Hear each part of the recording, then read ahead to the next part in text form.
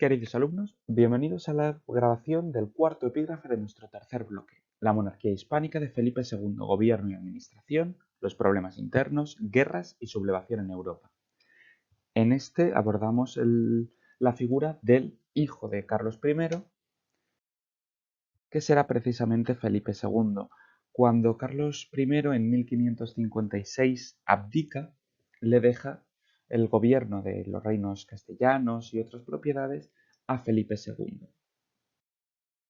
Este será un seguidor de su padre en el sentido de defender los territorios y defender el catolicismo, pero sobre todo se dedicará a asentar la monarquía y a crear una profunda burocracia muy efectiva a base de consejos y secretarios que le permita ejercer un poder mucho más efectivo a lo largo de todo el reino. Reunirá grandes territorios, aunque no tendrá el título imperial, pero sí que tendrá, por ejemplo, Portugal, que acaba heredando como fruto de estas alianzas matrimoniales que venían desde época de los Reyes Católicos. No tendrá el Sacro Imperio Romano-Germánico, que Carlos I se lo había dejado a su propio hermano, es decir, el tío de Felipe II, que será el emperador Fernando, pero tendrá Castilla, Aragón, los territorios de los Países Bajos, del Franco Condado, el Milanesado, Italia y heredará Portugal, con todo lo que esto implica de los dominios africanos, americanos, en el caso de Castilla, de Brasil por Portugal, y asiáticos por los dominios portugueses y castellanos. Será un inmenso imperio colonial, el más grande que se había visto hasta la fecha, especialmente por las posesiones americanas de Castilla, la costa brasileña que le correspondía a Portugal y la costa africana y asiática que Portugal había estado explorando y conquistando desde la firma del Tratado de Tordesillas de 1494. Desde la abdicación de Carlos, recibe todos sus territorios menos el título imperial, será un defensor del catolicismo, del cual se convierte en el principal bastión, enfrentándose a los ya tradicionales enemigos luteranos y calvinistas. Cuando muere sin descendencia Sebastián de Portugal, hereda este reino con los territorios anejos, América, Filipinas y el imperio en general.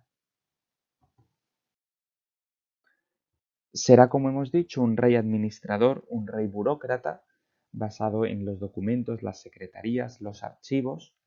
Ya su padre había creado el Archivo General de Simancas para la documentación del reino. Y centralizará su dominio a todos los niveles, creando una organización controlada desde la capital, que durante su reinado se sitúa por primera vez en Madrid. De hecho, erige el Escorial, un extraordinario monumento concebido como monasterio, palacio, biblioteca, centro de gobierno, hogar del conocimiento y como centro del mundo, localizado en su propia biblioteca, y fue erigido precisamente como recordatorio de una victoria ante los franceses. Y alberga, de hecho, la cripta real. Tenían una administración polisinodial, es decir, basada en múltiples consejos, heredera de la administración de los reyes católicos. Cada uno de los reinos tenía sus cortes, sus fueros, es decir, sus leyes propias, su propia moneda, sus propias instituciones. Desarrollará un autoritarismo al estilo castellano cada vez mayor y un gran centralismo, de forma que todos los asuntos de la monarquía van a estar controlados desde Castilla, concretamente desde Madrid. Por eso, en el caso de Felipe II, no hablamos de un imperio universal, como era el caso de Carlos I, sino que hablamos de la monarquía hispánica. Aunque todavía no tenemos una España unificada, sí que se produce una hispanización del gobierno, de la política y de los asuntos de la monarquía de los Austrias. La capital, desde 1561, estará en Madrid, con el gran símbolo que supondrá el Escorial. Estos consejos, heredados de los reyes católicos, van a ir ganando cada vez más importancia, van a ser más amplios, se amplían con otros para ocupar los nuevos territorios. Y se desarrollan otras instituciones como los virreyes, que actuaban en nombre del rey, en Aragón, en Navarra, en Cerdeña, en Sicilia, en Nápoles y, en el caso de América, en el Virreinato de Nueva España y el Virreinato del Perú. Los consejos serán la centralización del gobierno. Habrá unos consejos comunes para todo el territorio, el Consejo de la Inquisición, de órdenes militares y de Hacienda, que se ocupaba de los asuntos económicos. Consejos territoriales, que se ocupaban de las distintas regiones, de las distintas áreas de este gran territorio, Flandes, Italia, las Indias, Aragón, etc. Y el Consejo de Estado, que funcionaba como una especie de Ministerio de Asuntos Exteriores. Gestionaba las cuestiones de política exterior y proponía los principales cargos que se fueran a enviar a otros territorios. Van ganando cada vez más importancia los secretarios de los consejos o el secretario de Estado, es el del Consejo de Estado, que harán de enlaces con el rey, eran nombrados por el rey y le ayudaban en toda su administración, alcanzando una enorme importancia y protagonizando en ocasiones conspiraciones, como será el caso del secretario Antonio Pérez durante el reinado de Felipe II. Los virreyes van a representar al rey en los diferentes reinos de su monarquía. En aquellos territorios que no tenían la categoría de reino, vamos a encontrar gobernadores generales. Seguirán existiendo las audiencias, que ejercían la justicia, y la hacienda, que va a incrementarse y a aumentar su complejidad enormemente debido a la amplitud del imperio, y que será la encargada de mantener y de afrontar los gastos que suponía sostener toda esta estructura y afrontar las guerras. Felipe II va a enfrentarse a una serie de conflictos en el interior de su territorio. Uno de los más importantes será el de los moriscos. Los moriscos eran población originariamente musulmana que se había convertido al cristianismo, cuando los reyes católicos en 1502 obligan a la conversión de todos los musulmanes. Sin embargo, no abandonan sus costumbres, no abandonan sus formas de vestir y su lengua, de forma que eran fácilmente localizables, y aunque abiertamente eran cristianos, a muchos se les acusaba de en secreto seguir manteniendo su religión. Por lo tanto, eran vistos con sospecha y tratados como ciudadanos de segunda clase. Por ello, en la zona de Granada, que es donde por supuesto la mayor parte seguía viviendo, comienza una serie de rebeliones, la rebelión de las Alpujarras, fundamentalmente, que estallará en estos territorios y supondrá la intervención del rey, que obligará a los moriscos a dispersarse por el territorio.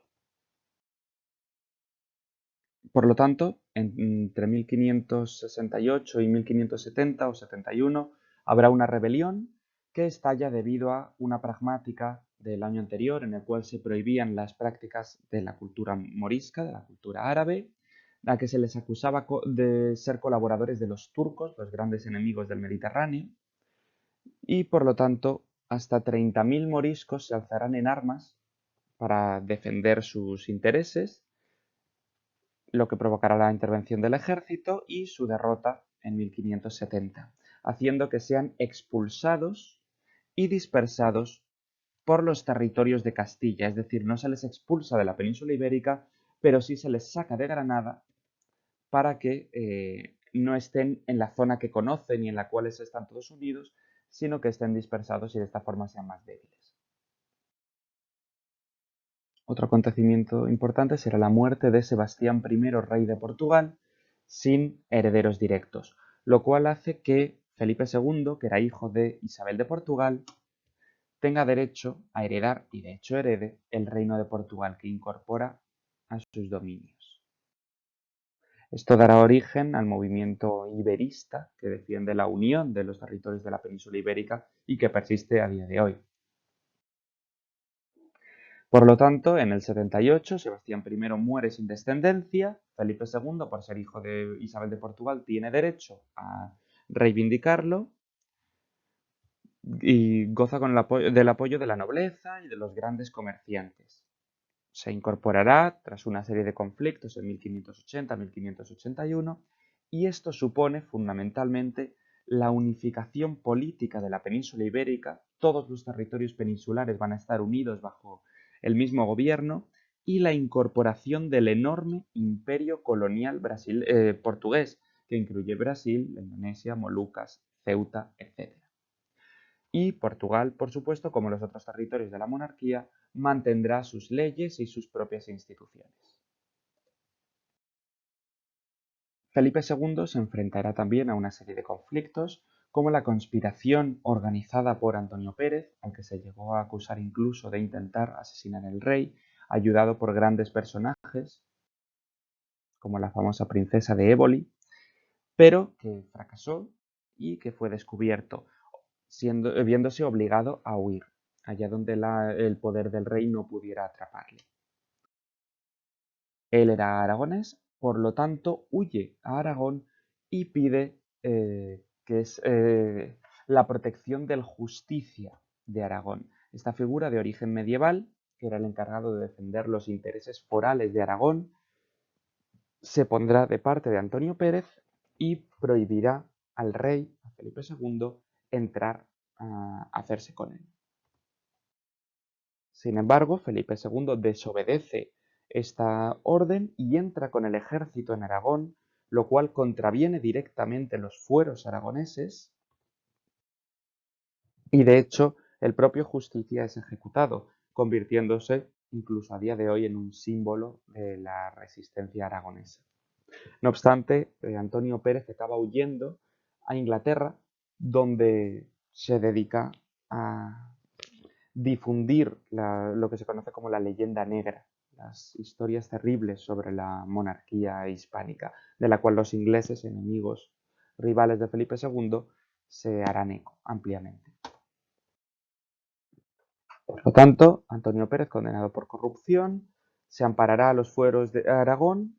Por lo tanto, Felipe II tiene que utilizar una argucia legal, que es utilizar la Inquisición, acusándole de ser un hereje, porque la Inquisición era una de las pocas instituciones que actuaba en todos los reinos. Sin embargo, el Justicia Mayor, el Justicia de Aragón, le protege y Felipe II invade Zaragoza, ejecuta al Justicia, pero no llega a eliminar los fueros, aunque ha demostrado que es capaz de saltárselos cuando le convenga.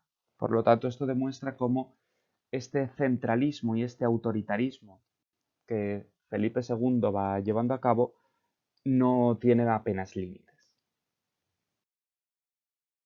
En el exterior, Felipe II continuará con los conflictos a los cuales se había enfrentado su padre. Para la cuestión religiosa sigue posicionándose del lado del catolicismo y para ello sigue los principios acordados en el Concilio de Trento, que es el origen de lo que se conoce como la Contrarreforma. Y respecto a los franceses, continúan una serie de conflictos, derrota al ejército francés en la batalla de Saint-Quentin, en cuya conmemoración se construirá el Escorial, pero acaba firmando una paz con ellos, la paz de Cateau-Cambrésis de 1559, que supone una tregua con Francia y que de hecho, para reforzar esta alianza, llevará a una serie de pactos matrimoniales por los cuales, por ejemplo, el propio Felipe II se casa con la princesa francesa Isabel de Valois. Por lo tanto, será defensor del catolicismo gracias al Concilio de Trento y a la Contrarreforma en general, vencerá a los franceses en la batalla de Saint-Quentin, pero se ve obligado a firmar la paz de Cateau-Cambrésis un año más tarde, debido a la falta de recursos. Había caído en bancarrota 2 años antes, en 1557, debido a estos gastos continuos que hacían que incluso los recursos traídos de América, el oro y la plata que traían de América, no fueron suficientes para sufragar todos estos gastos. Por su parte, los franceses también querían terminar con el conflicto porque en su territorio habían estallado las guerras de religión, que les tendrían ocupados por completo. En el Mediterráneo se enfrenta igualmente contra los turcos, en este caso consiguiendo una victoria en 1571 en la batalla de Lepanto. contra la armada turca. Esto se convertirá en un gran símbolo de la victoria cristiana, pero no supondrá la desaparición del Imperio turco ni cambiará significativamente la balanza a favor de los cristianos.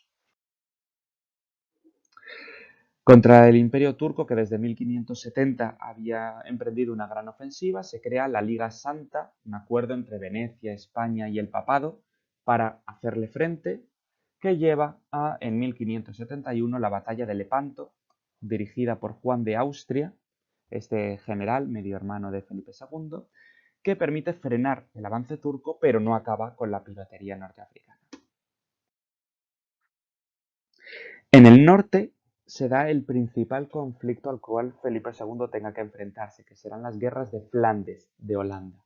Estos territorios, además de tener sus propias costumbres, su propia lengua, etc., van a adoptar su propia religión, van a ser protestantes, van a ser calvinistas, mientras que Felipe II va a ser el gran defensor del catolicismo.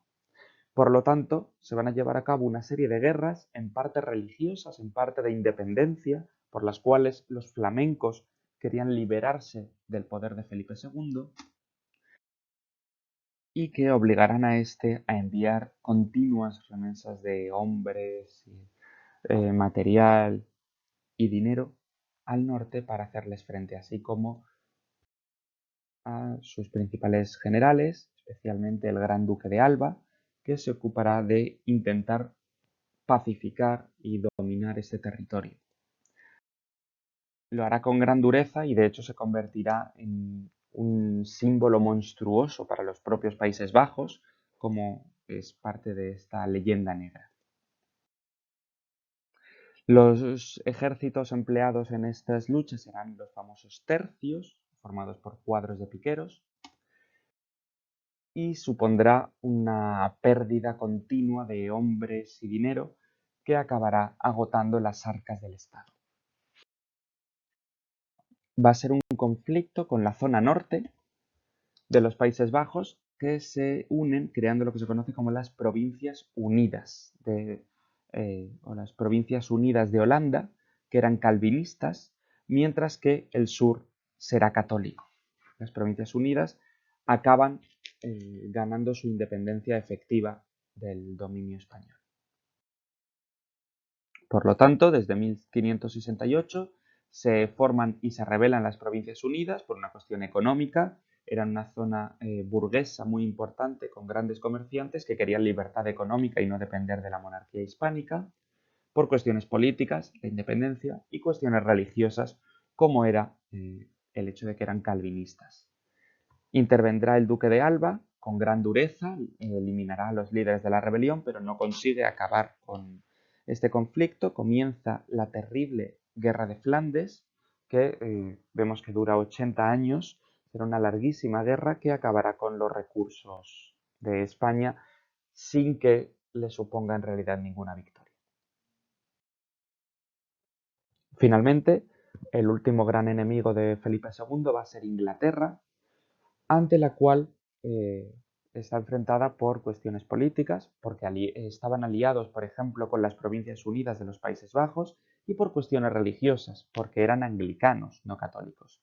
Para ello, envía a la grande y felicísima Armada, conocida posteriormente como la Armada Invencible, que no consigue su objetivo y es derrotada en las costas británicas. Desde los años 80 comenzará la rivalidad con Alemania por el control de los mares. El imperio colonial español obligaba a un dominio de los mares que era disputado por los ingleses, y por el comercio con América, en el cual los ingleses también querían participar y acabarán entrando por Norteamérica. Además, eran de una religión distinta, eran anglicanos y estaban aliados con los holandeses, con las Provincias Unidas. Para ello se envía a la Armada Invencible en 1588, que supone un fracaso y la pérdida de la hegemonía marítima. Es decir, España va a quedar a partir de entonces en un segundo plano en cuanto al poder naval se refiere. Esta época de luchas territoriales y conflictos internos va a tener su reverso en la cultura, que alcanzará un grandísimo esplendor tanto en las artes, como en las ciencias, como en la literatura y en todos los aspectos de la creatividad humana, que conocerá las grandezas del Renacimiento y posteriormente del Barroco. Con esto termina nuestro epígrafe, así que una vez más muchas gracias por escucharlo y cualquier duda o cualquier comentario no dejéis de acudir a nosotros. Muchas gracias.